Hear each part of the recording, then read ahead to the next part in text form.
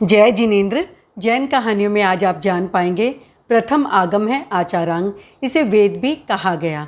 क्यों कहा गया इसे प्रथम आगम, आइए जाने।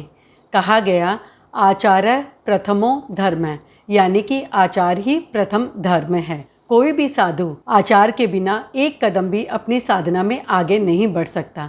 आचारांग सूत्र में बताया गया साधु के लिए किन आचारों का उपयोग करना चाहिए, क्या उनके लिए करणीय है और क्या अकरणीय है।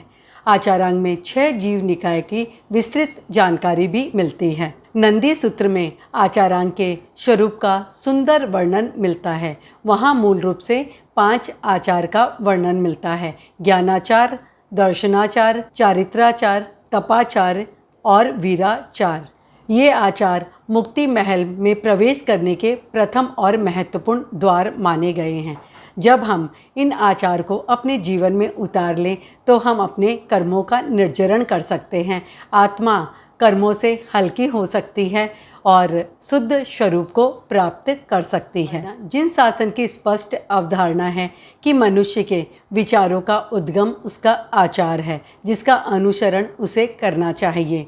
कोई भी व्यवहार सिर्फ विचार से नहीं, आचार से चलता है। भगवान महावीर की वाणी का अनुसरण करके, त्रिपदी का ज्ञान ग्रहण करके गणधरों ने द्वादशांगी की रचना की। अंग बहारे की रचना हुई स्थिविरों के द्वारा। कहा गया कि भूतकाल में जितने भी तीर्थंकर हुए सभी ने आचारांग का उपदेश दिया। वर्तमान काल में जितने भी तीर्थंकर हैं सभी आचारांग का उपदेश दे रहे हैं और भविष्य में जितने होंगे वे भी आचारांग का उपदेश देंगे।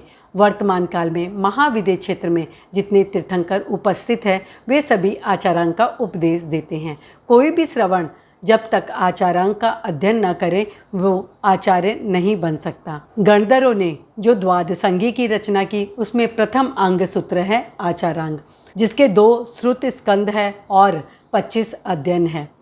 स्कंद का अर्थ होता है समुदाय या संचय। सूत्रों का संचय या समुदाय को स्कंद कहा गया। प्रथम श्रुत स्कंद के 9 अध्याय है, जिससे नव ब्रह्मचर्य अध्ययन कहा गया।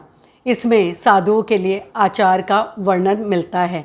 प्रथम श्रुत स्कंद के 9 अध्ययन हैं, जिसमें 7वां अध्ययन 10 पूर्व धर्म आचार्य वज्र स्वामी के बाद लुप्त हो गया। आचार्य वज्र स्वामी ने 7वें अध्ययन का प्रयोग करके गमन गामिनी विद्या प्रकट की थी। आचारांग नियुक्ति में आचारांग के प्रथम श्रुत स्कंद के 9 अध्यायों का संक्षिप्त वर्णन उपलब्ध होता है। जीव संयम और जीवों के अस्तित्व का प्रतिपादन, जीव हिंसा का त्याग किस तरह करें, कौन सी प्रवृत्ति जिससे हमारे कर्मों का बंध होता है और वो प्रवृत्ति जिससे हम कर्म को निर्जरित कर सकते हैं उसका हम अनुकरण करें। कोई भी श्रवण जो साधना पथ पर है अनुकूल और प्रतिकूल परिसर उत्पन्न होने पर संभाव से रहे। अन्य साधकों की अणिमा, गणिमा और अधिमा को देखकर, उनके ऐश्वर्य को देखकर सम्यक्त से च्युत ना हो। 5वें में कहा गया साधक साधना पथ पर चलने के बाद में पदार्थों में आसक्त न हो। साधना करते हुए मोहजनित उपसर्ग उत्पन्न हो जाए तो संभाव से उसे सहन करे। और फिर कहा गया संपूर्ण गुणों से युक्त पंथ क्रिया के प्रति आस्था रखें, निष्ठा रखें, सम्यक्त भाव रखें।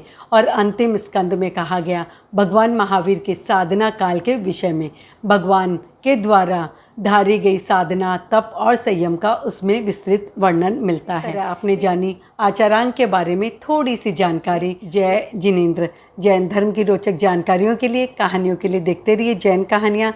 जिन आज्ञा विरुद्ध कुछ भी कहो तो मिच्छामि दुक्कडम।